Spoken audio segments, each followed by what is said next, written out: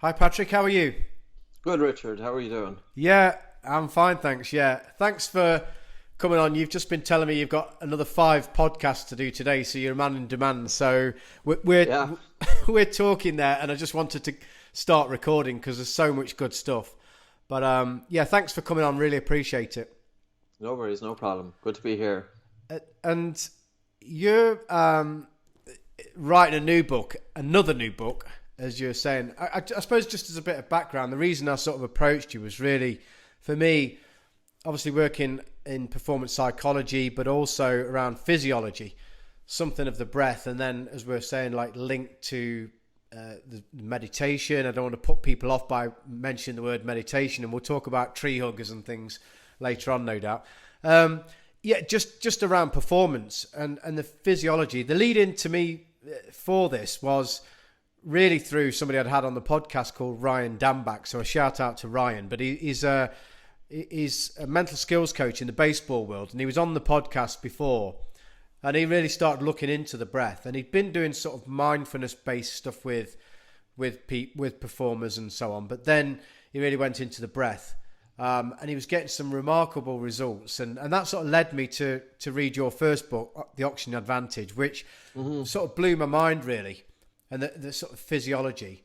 So much to unpack in the hour that we've got really, but what led you into this work and in the first place, Patrick? Yeah, I came across this by total accident. It wasn't a career choice that I would have chosen. My background is I did a degree in economics and social sciences in a university in Dublin. So I was in the corporate world. But from childhood into my teenage years, into my university years, I had breathing pattern disorders. I was a chronic mouth breather. I was a kid with asthma, and my nose was always stuffy. So my sleep was impacted. I never realized that if you have a stuffy nose, you're 2 to 3 times more likely to have sleep disorder breathing. So in university, I was told that I was snoring and I was stopping breathing when I was staying in student dorms. And if I was ever lucky enough to get a youngster to bed with me, I'd wake up in the morning, but she'd be gone because my snoring was so bad. So you kind of learn to deal with these things. But my concentration level was so poor, and I was really tired, and I was more highly strung. And you know what? When I think back, I was struggling through school and university, and it's not because we're not intelligent, but it's because we've terrible quality sleep and we have poor breathing patterns. So I read a newspaper article in 1997, and it was about the importance of breathing through the nose and about breathing light. And that day I was doing the nose and blocking exercise, and it helped open up my nose, which was really amazing. I didn't realize that I could decongest my nose by holding the breath, even though this is known since 1923. And that night I taped my mouth closed to force myself to breathe through my nose, but I wore a Breathe Right strip just to open up my nose as well. Yeah. And the first morning I woke up kind of still getting used to it. The second morning I woke up, it was the best night's sleep that I had in 15 years. And my wheezing reduced by about 50% in that 1 week. So this was primarily I was just lucky. I came across something for my own health, and I didn't go straight away from the corporate world out into the breathing world. I was driving from one side of the country to another about 2 years later, and I just got a feeling that I really should be teaching breathing. And I contacted the Russian embassy, and they were able to track down Dr. Konstantin Buteyko. So I ended up going over to him. And Buteyko's really famous, isn't it? Buteyko was famous, yeah, and apparently the CIA was monitoring him as well for out of body experience, or he was a Russian, a Soviet scientist, Yeah. but he made a tremendous discovery in terms of that how we should be breathing, and part of his work was, well, he was a medical doctor, so he was noticing that sick people, when people got sicker, they breathed faster and harder. And he asked, was it their sickness, was it their sickness that was causing their faster and harder breathing, or was it their faster and harder breathing which is feeding into their sickness? Right. And he said, what happens when we start slowing down their breath, breathing less, breathing a normal minute ventilation, breathing in and out through the nose? what happens to the person. And it's true, you know, stress makes us sick and relaxation helps to make us better. But through the breath, we can really change those things. So yeah, so that was my journey. And you know what, Richard, I suppose I started off teaching in 2002, but I mainly focused on asthma. Yep. And I was focusing on asthma, and then I started focusing on sleep because I started seeing a lot of results over the years for snoring and obstructive sleep apnea and insomnia. Children's breathing, we were always working with that. Anxiety, I started working with in 2010, the post-economic crash. And I brought together, I felt that mindfulness wasn't sufficient.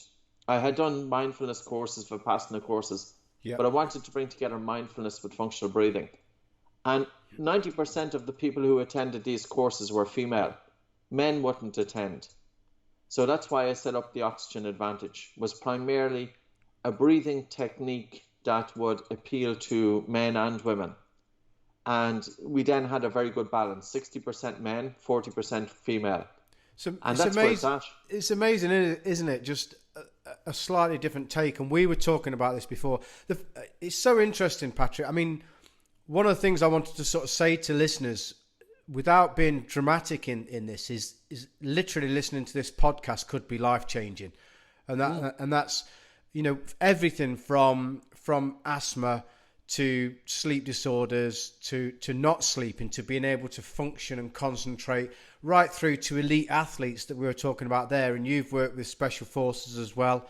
For me, I can't understate the importance of what you're doing in breath work.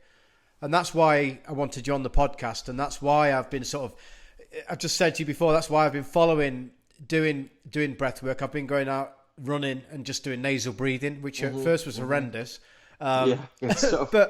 but then got to the point where I was doing the same sort of times easily through nasal breathing. I want to unpick these kind of things just to really get some of the science, because I think, as we were saying, when you talk about mindfulness and meditation and things like that, it's a bit ethereal. It's a bit hard for people to grasp hold of. But this stuff really is grounded in science. Is how we get the best out of ourselves. And so I've been, as I said to you before, both me and my son taping the mouth up at night. You know, for a while, I just I did it, and then just sort of sat with the results of that a little bit, and then really saw clearer headed was the way that I would describe it. Just a better focus in the day. And I know people will look crazy at you when you tape your mouth up at night, and it's maybe not difficult to do when you're with your other half or something. But yeah, the clarity of mind that it brings is incredible. So can we sort of start off by, I suppose, just unpacking a little bit of the breath work and what you actually do? Yeah. So in terms of breathing per se, you could say what's everyday breathing? How should we breathe every day? It should be in and out through the nose as much as possible. And especially during sleep, we should never wake up with a dry mouth in the morning. And there's a few things that we can do with breathing. Number one is, if you were breathing in and out through your nose and then you started slowing down your breathing to breathe a little bit less, to the point of air hunger, the gas carbon dioxide is increasing in the blood, and carbon dioxide will start opening up your blood vessels. Yes. So you can improve your blood circulation by simply breathing a little bit less, but not only improve your blood circulation, that air hunger, which signifies the carbon dioxide is increased. When carbon dioxide increases in the blood and blood pH drops, hemoglobin releases oxygen more readily. So you were talking about going for a run with your mouth closed. Well, it's tougher because you feel an increased air hunger. But the air hunger is due to a buildup of carbon dioxide because it's not able to get out of the body as quick through the nose as through the mouth. Yes. So as carbon dioxide increases in the blood, there's more oxygen getting delivered throughout your body, even though you're feeling an increased air hunger. But if you continue doing your physical exercise with your mouth closed, in about 4 to 6 weeks, the air hunger diminishes. And the fraction of expired oxygen is less with nasal breathing during physical exercise. The nose is connected with the diaphragm. Good amplitude of the diaphragm assists with functional movement, so there's less risk of injury. Nose breathing, there's less trauma to the airways. Nasal breathing, there's increased oxygen uptake in the blood. We already spoke about with nasal breathing, there's increased carbon dioxide during exercise. That would translate into increased oxygen delivery to the working muscles. Recovery is better, and also efficiency is much better. So it's amazing that sports scientists throughout the world have not investigated this all that much, but a few have. And one paper came out in 2018 by George Dallam. He's a professor in the United States. And he got 10 recreational athletes. And he said to them, I need you to breathe through your nose during all exercise for the next 6 months. And then I'll test you. There's no point in grabbing a bunch of athletes now today and saying, now guys, we're going to have you breathe through your nose and I'm going to see how you do. They're going to do crap. Yes. And the reason being is because you're introducing something so new to them. But we need to think that nasal breathing is a means, and this is only just touching on one little part of breathwork. Nasal breathing during physical exercise causes the body to make adaptations which are positive in terms of improving breathing efficiency. But in Dallam's study, the individuals were able to achieve 100% of their work rate intensity, but with 22% less ventilation. 22% less ventilation. Wow. So that's just in terms of nasal breathing. Now, we spoke about, like, in terms of, if I was to ask, what is the one thing that would attribute to the success of any individual, whether it's sports or corporate life or family life or just life in general, I would attribute the ability to concentrate and a good attention span. Yeah. If you're in school, you need to be able to concentrate and you need to have a good attention span. If you're in work, you need to be able to concentrate and to have a good attention span. And concentration is our ability to hold our attention on that one thing. Attention span is the length of time that we can hold our attention on that one thing. But my attention span was dismal. You know, when I was in school, I was looking at the page, but my attention wasn't even on doing what I'm doing. Well, we're caught in the mind. Caught in the mind, stuck in the mind. Stuck in the mind. And drowning in thought. You know, just bombarded with thought. How can we have focus and concentration and hold our attention on what we want to do when the mind is all over the place? But part of the reason that my mind was all over the place back then was poor sleep and dysfunctional breathing patterns. And if you think, Richard, many people have a racing mind, and I never considered I had anxiety. That never came into my mind. But I did realize that my capacity to hold attention was very poor. Yeah. And you think that society demands that we concentrate, because a kid, their academic achievement is based on the grades that they get, and for them to achieve those grades, they need to be able to focus and concentrate. So society is telling them, you must be able to focus and concentrate.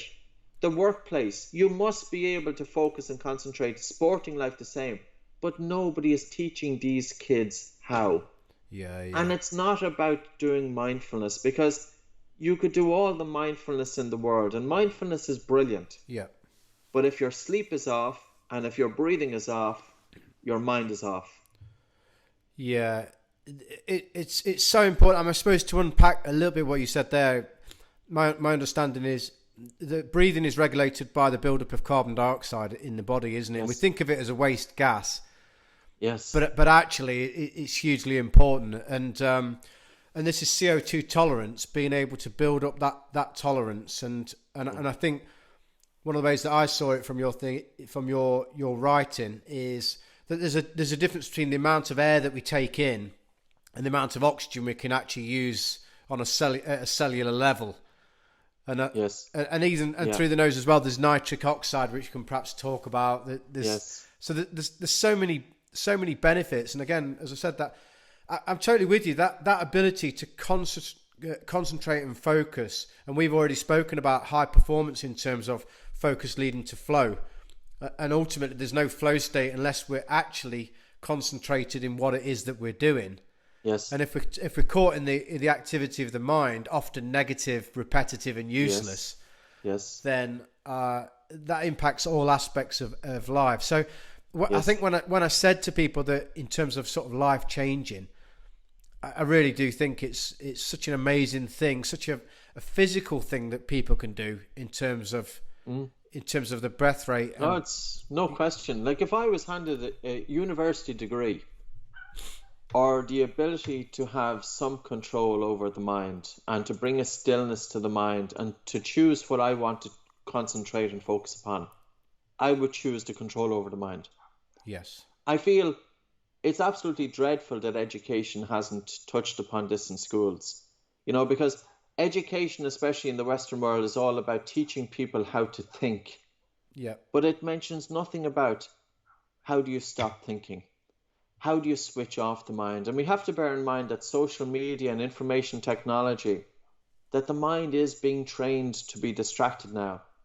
If you look at television, for example, in the United States, it's changing from frame to frame to frame to frame because people don't have attention spans, and that's the way it's going. Yeah. So the other downside to this is that there's a correlation, a negative correlation, between our ability to focus and the degree of distraction of the mind. And the more the mind is distracted, the unhappier we are, the more likely we are to be anxious and stressed. And the measure of any leader is not how well they do when things are going well. Anybody can do well when everything is going fine. You think of politicians. If the country is doing really well, you can have a total idiot up there and the country will still do fine because it's doing it by itself. Yeah. But the measure of a leader is how well do you do when things are not going so well? And even if you think of a football game, you need the captain to be able to, when the team is losing the last 10% of the game, that the captain is able to keep everybody on track and to get them on board and,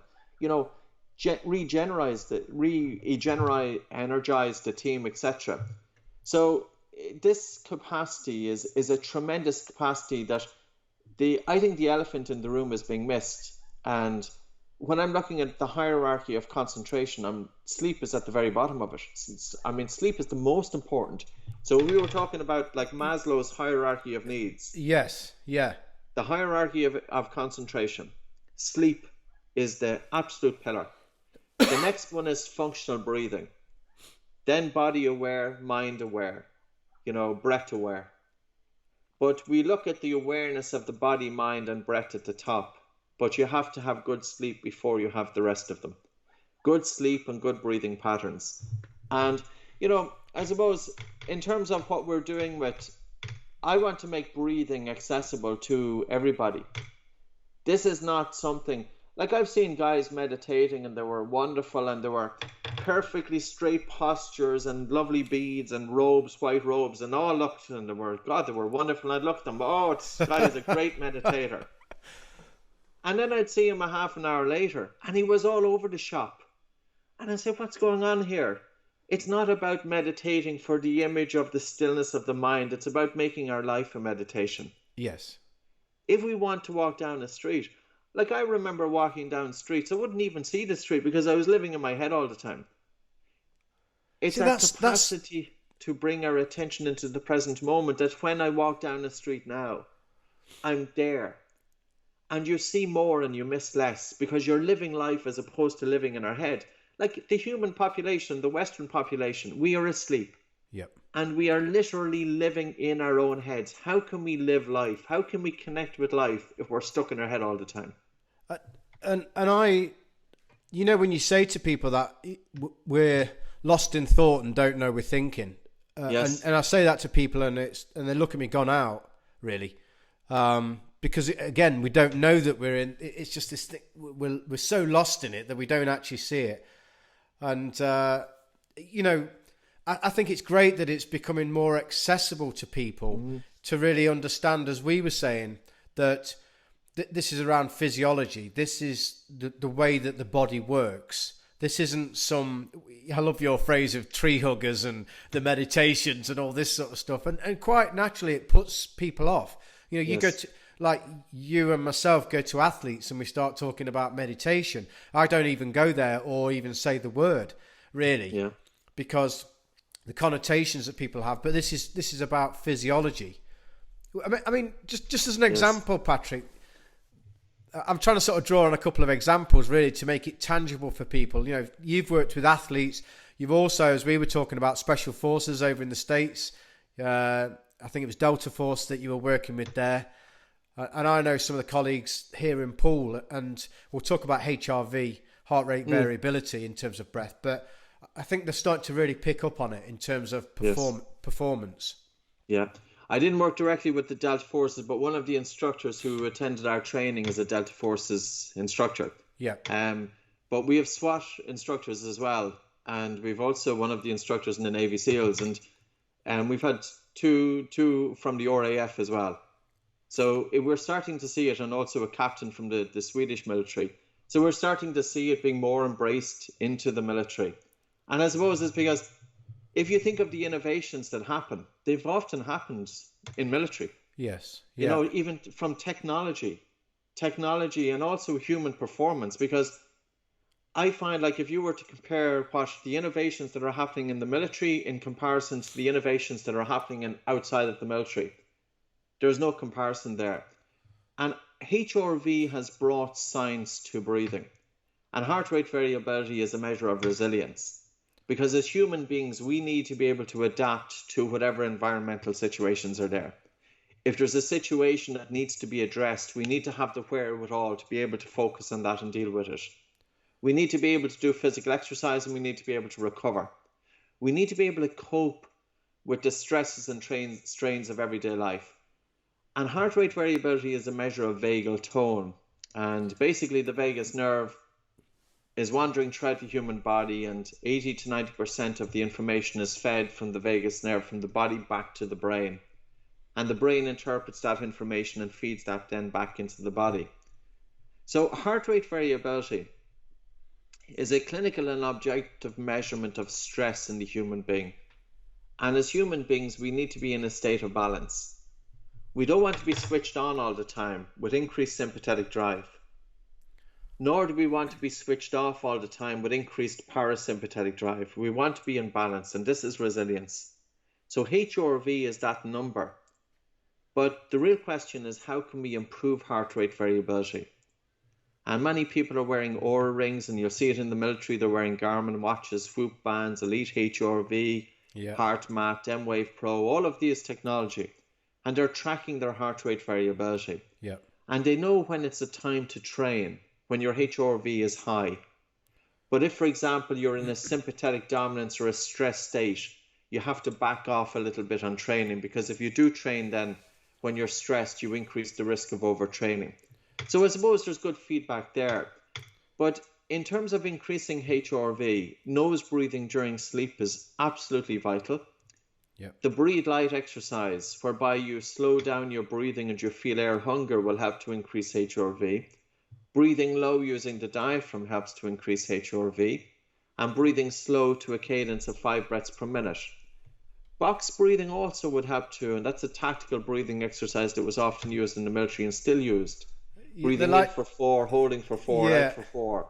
But that would stimulate the vagus nerve, because I suppose it's always the exhalation. So if you breathe in and you hold for 4 and then you breathe out, you've got a prolonged exhalation there, and then you've got a breath hold.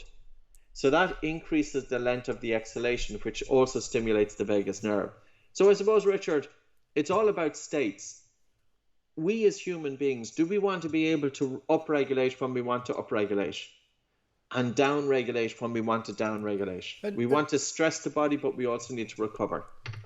I mean, that's amazing sort of breakdown, Patrick. I think for people sort of listening, just to really, I'm trying to sort of simplify a little bit for people as well, because, you know, when we talk about sympathetic, this is the autonomic nervous system. When we're talking about sympathetic and parasympathetic really being, I suppose, the analogy of a car, it's like the gas and the brake. And really it's like putting our foot on the gas is the fight or flight type sympathetic response, which I think people see as bad, but ultimately we need stress.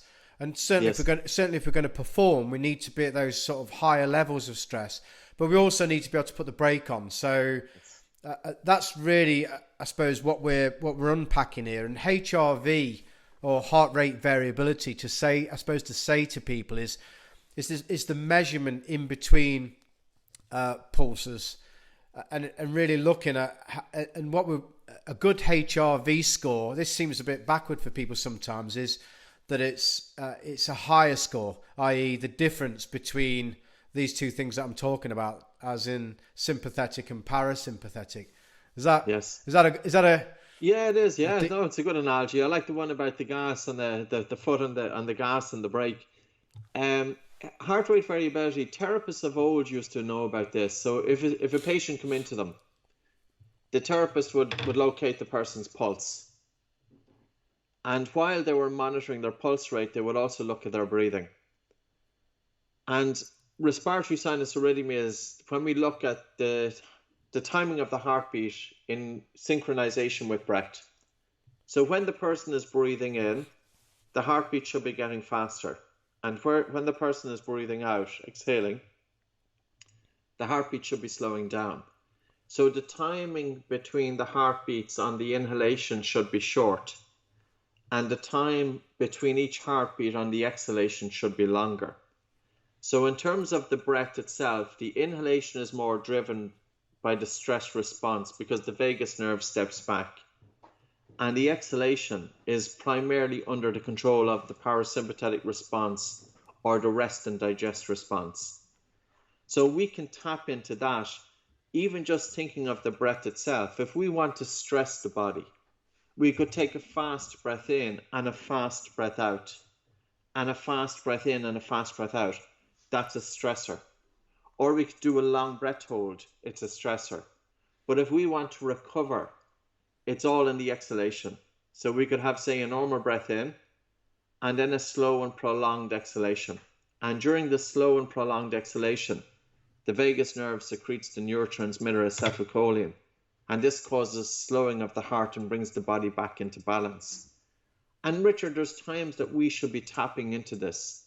You know, technology for me I don't always get on well with technology. And sometimes even with Zoom calls, you can't find the link. You don't know where it is. And I went in on wrong meetings. I should be over here, but I'm on this meeting here. And you're saying, okay, you could have 30, 40 people there waiting if it's live. And that's when I step back. Because if I feel it then, and this is where it's good to have some awareness of what's going on in the body. Yes. That you can feel it, and you know to the point that you're stressed. And I know a certain amount of stress is good, but there's a point that stress becomes negative. Yes. But when you feel that the stress is getting a little bit too much for you, just step back and take a normal breath in through the nose and have a really slow and prolonged exhalation, a relaxed and slow breath out. And do that for about 1 minute to 90 seconds. All it takes is 90 seconds. And you can help to bring your body back into balance. Because you don't want to have a stressed state of mind, because when the mind is all over the place, you're not going to react well.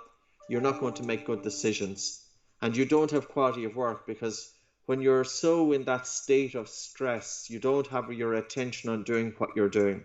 So there is times that we need to be able to tap into that. That's just one example. And that's clearly it's easier said than done, isn't it? I think one of the things that I find difficult is people kind of get that and then they try and draw upon it in the state of stress and don't train it outside of that stress bit, you know, and yes. Getting people to really just almost like, it just seems so difficult for people just to stop in their day and take 90 seconds and be with the breath. Then feel the benefits of that. Yeah, but I would totally agree with you in terms of the time to start focusing on the breath is not necessarily when things are going bad. It's to start doing it when things are going well.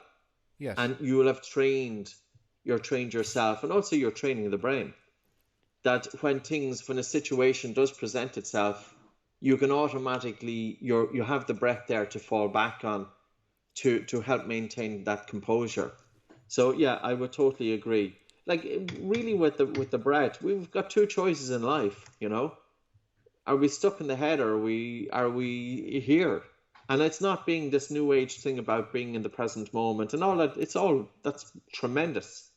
But not to put people off, what are people's attention span like? And when I'm having guys doing breathing exercises, I'll have them focus on their breath for 3 or 4 minutes. And I'll ask them maybe just to have a pen and paper beside you. And you're focusing on your breath and you're feeling the cold air coming in and the warm air leaving. And every time your mind wanders, give it a tick. And just check how often does your mind wander over those 3 minutes. And people are often surprised that they can't even hold their attention on their breathing for even 2 or 3 seconds. And their mind is wandering again. And apparently it's 8 or 9 seconds. There was this goldfish study. I'm not sure how plausible it is, but Microsoft measured the attention span of 3,000 people in Canada.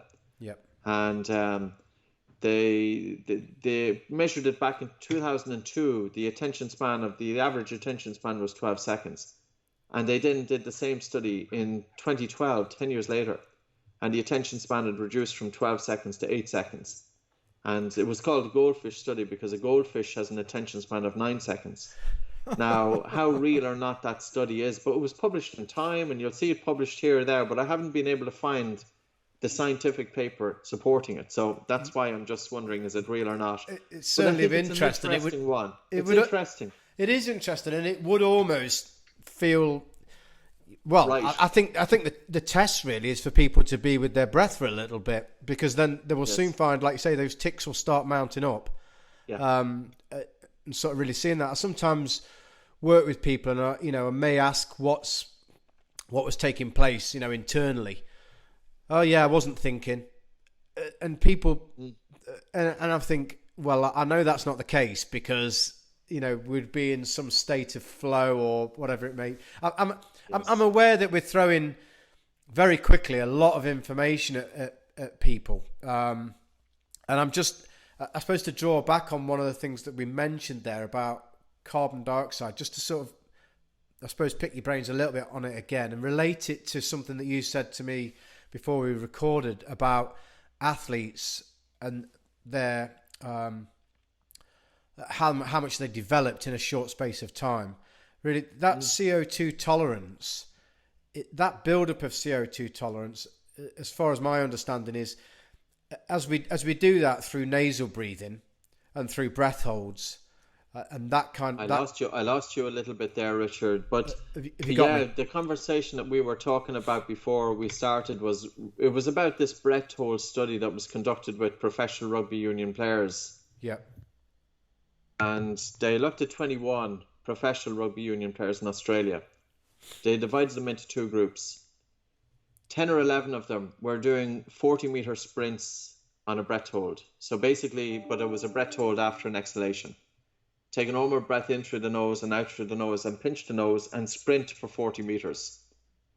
And they were doing a sprint every 30 seconds, a 40-meter sprint with the breath held every 30 seconds. And the first week, I think it was 8 reps per set, and they were doing 2 sets. And then the second week, they were doing 3 sets, and the third week, 4 sets. And I think the fourth week, it was 5 sets, I think. And the normal group were doing high-intensity interval training. So they were doing the anaerobic shuttle test. They measured their repeated sprintability after 4 weeks. And you have to bear in mind, these were professional rugby union players during competitive peak season. And usually at that level, there's very, very little margin of a gain. But the group who were doing the breath holding, they increased their repeated sprintability from 9 reps to 14.8 before exhaustion. And the group who were doing the high-intensity interval training, or high-intensity training, they increased it from 9 reps to about 10.2. So here is just the realization that if you influence your breathing by doing breath holding, you're pushing the boundaries of the body.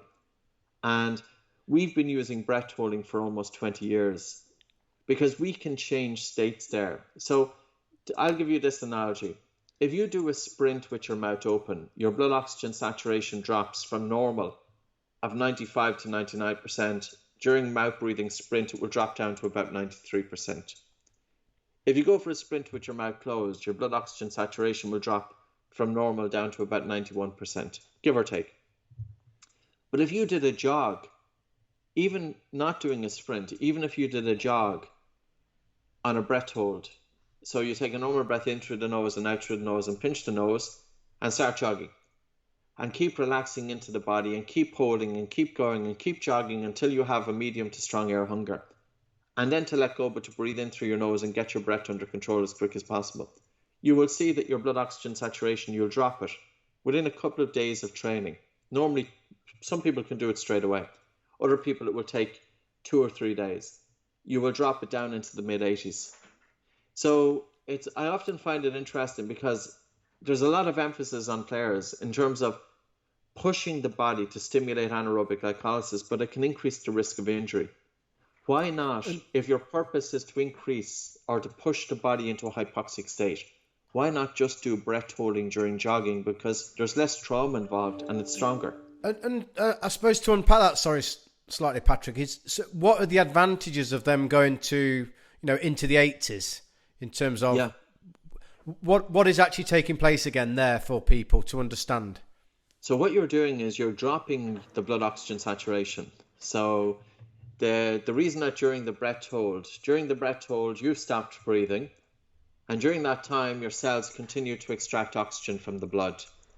So you're deliberately running without air, but it's severe hypoxia. It's a strong effect. And this forces the body to make adaptations. And those adaptations include increasing the buffering capacity inside in the muscle compartment. And what that means is that the hydrogen ion coming from the muscle gets buffered. So therefore you can reduce lactic acid and fatigue. So that would be one reason why athletes can do it. And so another aspect of it would be that when you do a long breath hold like that, we do say sets of 5. Your spleen is an organ that's located under the left side of the diaphragm, and it contains 8% of our red blood cells. So it's like a blood bank. And the quality of blood within the spleen is very high. 80% is hematocrit. So it's really richly dense, packed red blood cells. And red blood cells are what's carrying oxygen. So oxygen in the blood is carried by hemoglobin, which is a protein within the red blood cells. If, for example, when we do a warm-up with athletes, we typically get them to do 5 strong breath holds before they go out onto the field. And the reason being is because we provoke their spleen to release red blood cells. And it can take anything between 10 and 60 minutes for the spleen to reabsorb that blood back. So on one hand, we use breath holding to increase anaerobic capacity, that to delay lactic acid and fatigue. And on the other hand, we're doing breath holding to increase aerobic capacity with increased red blood cells for a short period of time during a game. So there's different states there. And the other thing is, I suppose, doing breath holding, you can help open up the nose, but you can also help to increase blood flow to the brain. So anytime if we do simple breath holds, say for example somebody has a racing mind, oftentimes they may be told to focus on their breathing. We have to be realistic here. If the mind is racing, the last thing that you want to do is focus on the breath. So instead we do breath holds. Because we do breath holds on the exhalation. That'll get your attention. So. It increases blood flow to the brain, so it has a calming effect. And it also stimulates the vagus nerve to bring the body back into recovery. So there's different places at which we can bring in either breath hold exercises, but also breathing exercises from breathing light. So I use the analogy LSD. I was just about to ask you about LSD, yeah. Breathing light is about taking less air into the body that you feel air hunger. And this is exposing the body to increased carbon dioxide. And as you spoke about earlier on, carbon dioxide is the primary stimulus to breathe. But if we are overly sensitive to the increase of CO2 in the blood, our breathing will be fast and heavy. And when we do physical exercise, we'll have an increased intensity of breathlessness because of the increased sensitivity to carbon dioxide. Which is obviously, sorry jumping in there, but that's obviously then, in simple terms, sending a message to the brain that things aren't okay. Well, in terms of breathlessness, so I suppose, Richard, I remember talking to a strength and conditioning coach, and he said that he always has, and he was talking about, this was I don't know, was a Premier League, but First Division or whatever, but they were well-trained players. He said we always have a couple of players that they've got extreme, or not extreme, but more stronger breathlessness than the rest of the players. And we typically put it down to lack of conditioning. And it may not necessarily be lack of conditioning, because you have to think that all of these players have a fairly similar training regime. Yep. Why do 1 or 2 or 3 players, why are those guys plateauing? That no matter how hard they train, that they're just not getting to the next level. We have to bear in mind that they could have dysfunctional breathing. And 75% of the anxiety population have dysfunctional breathing. 30% of the asthma population, I would say it's even higher. So any player who's predisposed to anxiety, any player who's predisposed to asthma or even had childhood asthma, or even with females as well, hormonal changes can do it. Hormonal changes can do it as well. So here you have, say, players who are training hard, not realizing that their breathing during training is influenced by their breathing outside of training. Yeah. If these guys are sleeping with their mouth open, if they're walking down the street with their mouth open, if they're sitting there breathing a little bit faster and a little bit upper chest, that's a breathing pattern disorder or dysfunctional breathing, which is going to translate into dysfunctional breathing during sports. Yeah. But you can measure that using the Bolt score. And this is a simple test. I was just going to ask about the Bolt score, yeah. Could you describe the Bolt score? Because I want to get a little bit into, I suppose, just some real practicalities for people to do in the time that we've got. But the Bolt score. So this is when the person is sitting down for, say, about 5 minutes. And you need a stopwatch or you need a phone or something just to time how long you're going to be holding the breath for. You take a normal breath in and out through the nose, and you pinch your nose and hold your nose. And you time it in seconds. How long do you hold your breath for? Until you feel the first definite desire to breathe or the first involuntary movement of the breathing muscles. And when you let go, your breath should be fairly normal. So your Bolt score... So it's not a gasp. It's not a gasping at the end of that. Yeah. Your breath at the end should be fairly normal. And this was tested by Professor Kyle Kiesel. He's a professor of physical therapy from Evansville University in the United States. He looked at 51 individuals. The average age was 27 years of age. 27 of them were female. And he looked at their breathing from a biochemical and biomechanical and psychophysiological point of view. So he went into fair detail with their breathing patterns.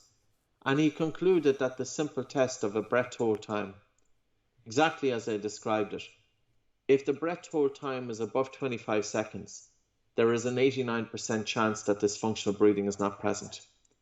So you could line up 15 athletes, 20 athletes, and measure each one of their breath hold times. When they're sitting, after resting for about, not doing it straight after doing physical exercise. So it's rested, some sort of rhythmic breaths. Just normal breathing. Normal breathing. You'd want to be sitting down for about 5 minutes. And then normal breathing. Exhaling, obviously nasal, exhale, hold the breath, and then look for that first reflex, that first want for breathing. Yes. Exactly. It's the first reaction that the brain is telling you to breathe. And when you let go, your breath should be fairly normal. So in other words, you shouldn't be taking a big breath in. And you'll find that some players will be so surprised. But if they measure their Bolt score, and if they've realized, oh my God, I'm after having a Bolt score of 10 seconds, this is good news for that individual. Because I'm telling them that if they have a Bolt score of 10 seconds, this is what's holding them back. There's going to be some dramatic improvements once they get their Bolt score higher. Yes. And they should be getting up to a minimum of 25 seconds. Now, a goal of 40 seconds, but not everybody reaches that. But the individuals who do reach 40 seconds typically are elite athletes, professional athletes. Typically, we can get them up to 40. And the other group were SWAT, Special Weapons and Tactics. Yep. So one of our instructors is Lieutenant Joey Williams. And his objective when he's working with his teams is getting their Bolt score up to 40 seconds. Because it's not only about exercise performance, but it's about functional breathing. And functional breathing also translates into good sleep and into focus and concentration. So, I'm just...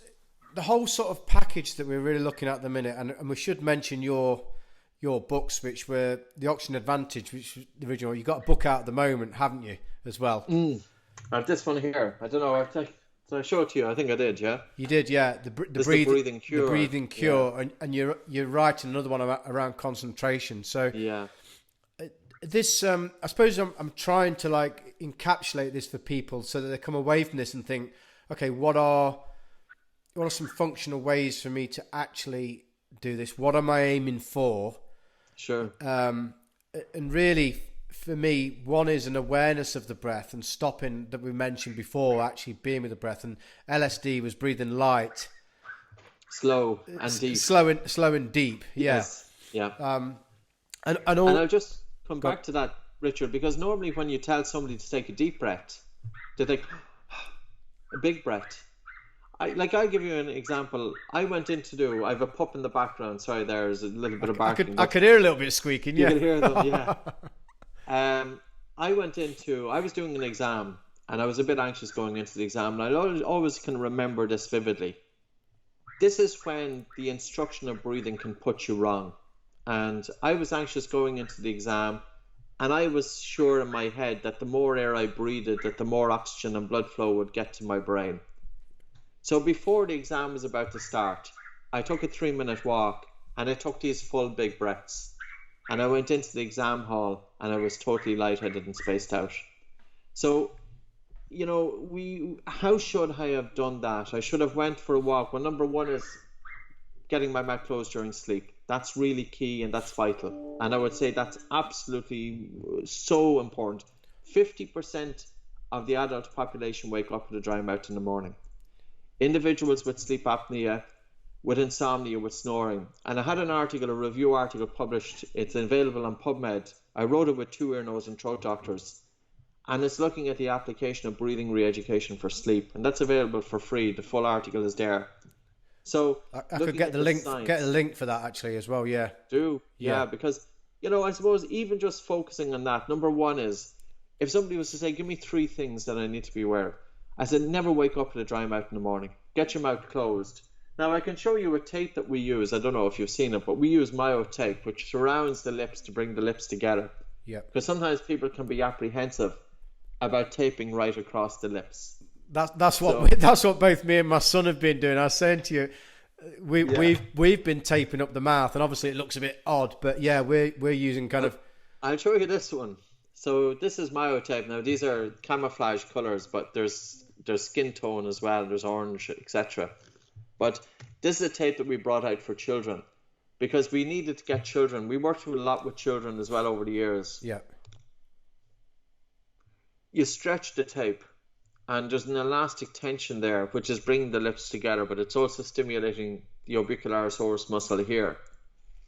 And that helps nasal breathing during sleep, and especially for children, and people with anxiety, etc. Or, for example, different organizations may be hesitant if you were to go in and ask, well, I need to get your employees now taping their mouth at night for improved focus. So there's a perceived acceptance that it's easier once the tape isn't, because the risk is going to be, even though, there's very little risk in terms of sleeping with your mouth closed during sleep, but sometimes the perception is there. Yes. So number one would be get your mouth closed during sleep. Number 2, if you want to decongest your nose, breathe in through your nose, breathe out, pinch your nose and hold, and walk around the room holding your breath. And when you feel an air hunger that's very moderate to strong, let go, breathe in through your nose, and then calm down your breathing, wait a minute and do it again.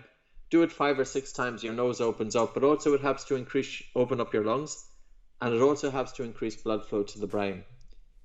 If you want to down-regulate before sleep, you could be sitting down, put one hand maybe on your chest, one hand just above your navel, and start focusing on the airflow coming in and out of the nose, and focus on taking hardly any air coming into the nose, almost breathing imperceptibly, and having such a relaxed and a slow and gentle prolonged exhalation. And the whole purpose is to breathe with air hunger. And you'll notice that you're starting to feel drowsy. You'll have increased watery saliva in the mouth. So you're down regulating for sleep, because a lot of people, when they go to sleep, they find it difficulty falling asleep quickly. Yep. Especially if their mind is active. Yeah. So there's that aspect. And then physical exercise, I would say, do everything with your mouth closed. And if you're doing your warm-up, bring in a few breath holds. I would for say people to experiment with it. I would say to people as well on that. I mean, it's a great breakdown, Patrick. And a couple of things that I've practiced is, it's amazing actually how little you do need to breathe sometimes. If, like you say, at night, if you actually just sat there, and my insight was, I'm actually breathing quite a lot, because once I actually brought that down, it was like absolutely fine. And you think, yes. So that breathing light to breathe right, as you call it. And also, I think for people, the reality is doing exercise, as we were saying before, is it's going to feel uncomfortable. And so it's really worth just backing off from what would be a normal pace of running or exercising or whatever it is, and actually sort of stick with it and drop off from the pace, really, and go to nasal breathing. And I was working with, I am still working with professional boxers.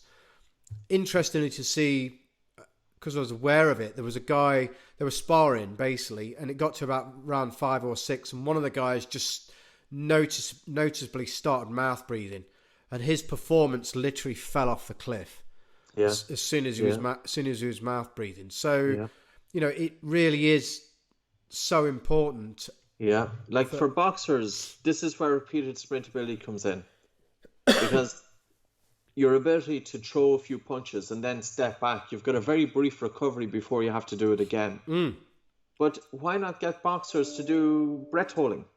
Breathe in through their nose, breathe out, pinch their nose, and sprint. Even if you're sprinting on the spot, or holding the breath while skipping, or holding the breath while on the pads, and pushing their breathing from a breathing perspective, and this way then to get the body to make adaptations.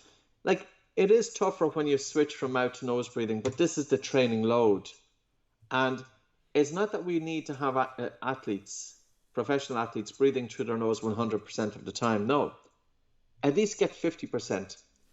Low intensity, moderate intensity, switch to nasal breathing. And there's times then that if you can sustain nasal breathing when you're pushing it a bit, do that as well. But there is a time that you're pushing yourself so hard that you will switch from nose to mouth breathing. Typically, it's between 35 and 40 liters of air per minute, not known exactly where. And there's a couple of things that influence it. One is the size of the nose. So if you have somebody with a well-developed nose and nasal cavity, they can take in more air. If you've got somebody with a deviated septum, with small nostrils, etc., they're going to be inhibited. That's why we use nasal dilators during training with some athletes. Yeah. Number 2 is their Bolt score. If they've got a low Bolt score, which again means that they can't tolerate the carbon dioxide. Yes, and it's an idea. It's not just about carbon dioxide, but carbon dioxide is a factor. It's giving some feedback that the person, if they have a low Bolt score, that they have dysfunctional breathing patterns. Yeah. So they're going to feel excessively disproportionate breathlessness during exercise. So if you have an athlete with a screwed up nose and with a low Bolt score, they're going to find it more challenging to breathe through their nose during physical exercise. So for that athlete, I'd say is get your Bolt score higher. And also, if during training, parts of training, wear a nasal dilator, or at least wear a breathe right strip. Because if you were boxing, don't have something like this in the nose, obviously. Yeah. But with a breathe right strips, you'd be fine. Yeah, it's and I think we're talking about athletes and we're talking about professional athletes, but this is applicable to anybody in any walk of life, obviously, isn't it? When we're thinking about take it almost full circle, where we said stress and anxiety that people feel. The breath is such a huge component. And really only 2 ways that we can affect the autonomic nervous system, really, through breath and vision. So I think it would be, I didn't want to not mention people may be thinking about Wim Hof. I'm going to mention the Iceman Wim Hof because he has brought breathing to the fore a little bit. Also mentioned Brian McKenzie that you're talking to again on Monday. Brian McKenzie's really interesting to me, and again it has worked with elite athletes in the States, special forces and all sorts, and they talk about, going back to what you said, they talk about almost like a gear system where I think gear 1 is nasal, gear 2 is nasal hard breathing, nasal out with the mouth, and then full on mouth. But really trying to go back down those gears to get back to nasal breathing as much as possible. Is that? Yeah. And I just want... Yeah, we have to be realistic, Like if it's a recreational athlete, I would say try and do all of your exercise with your mouth closed. Because if we were to think about just in terms of this, what does the mouth do in terms of breathing? Nothing. The mouth is there any function performed by the mouth in terms of breathing? There is no function whatsoever. The mouth is a hole. That's it. And it's a hole to allow air in.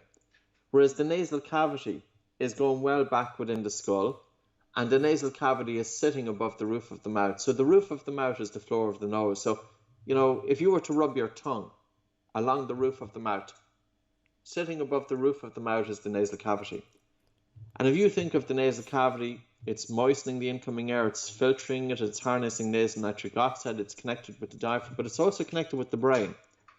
So, for example, visuospatial skills, that ability to sense what's going on around. So you can imagine a footballer. They need to know not just what's in front of them, but to sense everything around. It's much higher with nasal breathing.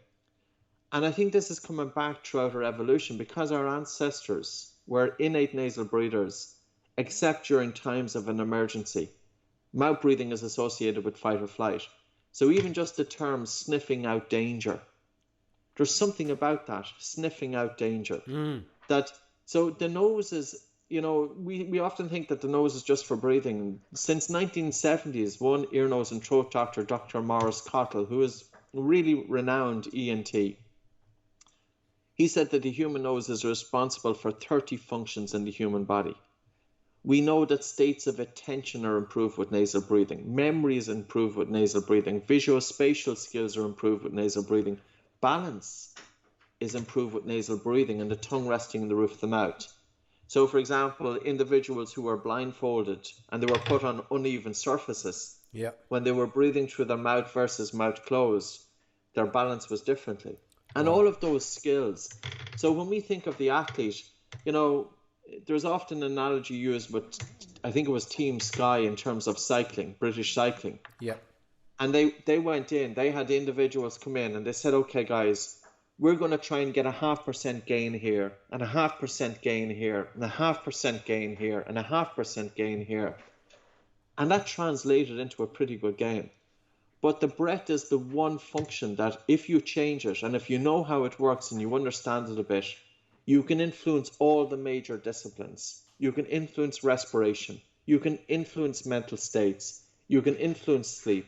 You can influence functional movement because, of course, the nose and the diaphragm and diaphragm breathing responsible for generating intra-abdominal pressure and for stabilization of the spine. And functional breathing equals functional movement. And functional movement, you've got a reduced risk of injury. Conversely, if you have an athlete who is going around a little bit with their mouth open and breathing faster and a little bit upper chest, and it's totally undetected. That's why, you could go into any gym, and not now, of course, with COVID, but normally, and you'll find maybe 20 people in there, and they're all in there with their mouths wide open. Why? Because it just doesn't make sense. I do a bit of Brazilian jiu-jitsu grappling, and you mid-grapple sometimes, and I literally sense people that you're grappling with, and they're like, and it's a real confidence builder because you think to yourself, these guys are really gassing out, but it is dysfunctional breathing. Really, it can be. Really, sort of. It's either that they have poor condition or dysfunctional breathing. But if you have an athlete who is training a lot and they're still gassing out too soon, I would be focusing on their dysfunctional breathing patterns. And even just sitting them down and measuring their BOLT score. Because every time that they can improve their BOLT score by 5 seconds, their breathing patterns are going to improve. And it's not just their gassing out during exercise. It's coming back to sleep and focus, etc., because that's all connected too. So I suppose coming towards the end of wrapping up with you, Patrick, I'm thinking literally somebody today listening to this, one of the first things I would say is finish this podcast and do your BOLT score. Yeah, totally. Do what we've described in terms of the BOLT score. Get some marker to really sort of see that, and then what would be the other things that you'd simply summarize people do? You could also do the maximum breathlessness test is an interesting one, the MBT. And this is a test that I'd use with boxers and sprinters and footballers as well. This is measuring. So the BOLT score is measuring your functional breathing. It's the level of breathlessness, your endurance. but the MBT is measuring the maximum limit of tolerance.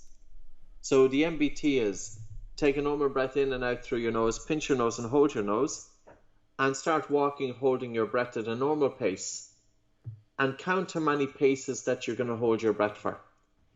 And you should be able to hold your breath for a minimum of 60 paces, and a goal is between 80 and 100 paces. So that's the MBT. And then start becoming more aware of your breathing, and ask yourself, like, are you living in your head? You know, start paying attention to what you're thinking about. But also, are you waking up with a dry mouth in the morning? Do you find that you're breathing a little bit faster up your chest? Do you find that you just feel sometimes that you're not getting enough air? Are you sighing regularly? Are you gassing out too soon during physical exercise? You know, it's just a bit about tuning into our breathing patterns and tuning into our state of mind. And they're all interconnected anyway, because breathing and the emotions and sleep go together. If our breathing is off, our emotions are off, because the mind is more likely to be, if we have faster and upper chest breathing, that's going to cause racing mind. Yeah. And if we have stress and anxiety, that feeds into our breathing. And if we have poor breathing patterns, that's messing with our sleep. And if we have poor sleep, that messes with the mind. So one is, you know, and this is the problem, because, Richard, everybody is focusing on one little narrow dimension, even within breathing. They're focusing on one thing. Maybe it's the biomechanics. Maybe it's the biochemistry. Maybe it's resonance frequency. Let's open it up, and let's look at all three, and let's look at sleep, and let's look at the mind. That's where it's at. I love the way that comes into the psychology piece and really builds it all in. I think what I would say, just sort of finishing off for people, is go to your book, there's loads of videos of you from this, talking this through on YouTube, obviously. Go to your book, go to the Oxygen Advantage, The Breathing Cure, your new book. And I think one thing I would say to people is don't just be focused on like the Wim Hof. I've had people on social media say to me, Wim Hof breathing, amazing what they've done, and that can be part of it with those super ventilations or stress in the body, and there's obviously some good science why you would do that sometimes, but also the other aspects of that we're talking there. And what I've got, just to finish off, I've got the friend that I mentioned, Ryan Dambach there. He walking the dog in the morning. He basically some normal breathing, breathe out, exhale, hold, numbers of paces. He's in the region of about 6 minutes on a breath hold now, which I think is excellent. Which I think is like crazy, but you know, and he'll perhaps be listening. That is excellent. Yeah, he'll perhaps listen to this, but that's a few months of work. But obviously, but from that as well, he really reports a sense of calmness that really pervades. So, Patrick, I'm aware of your time, because I know you've got about 4 or 5 other podcasts today. So I just think it's fascinating for people, just the invite for people to throw themselves into your work. And again, as I said, you know, even if it's just getting, not to say just, but getting sleep as that bottom pillar of the pyramid, getting that right in stressful times is so crucial. So I think people really need to be aware of it, and the psychology and all those aspects that we've spoken about. So I really appreciate your time and your knowledge and your expertise and your body of work that you're doing in breath work. And I'm going to be looking to draw upon your expertise a little bit more, to be honest. Of course. Thanks very much. Great conversation, Richard. That's brilliant. Thanks, Patrick. You're welcome. Take care. Take care, mate. Bye. Take care. Bye-bye.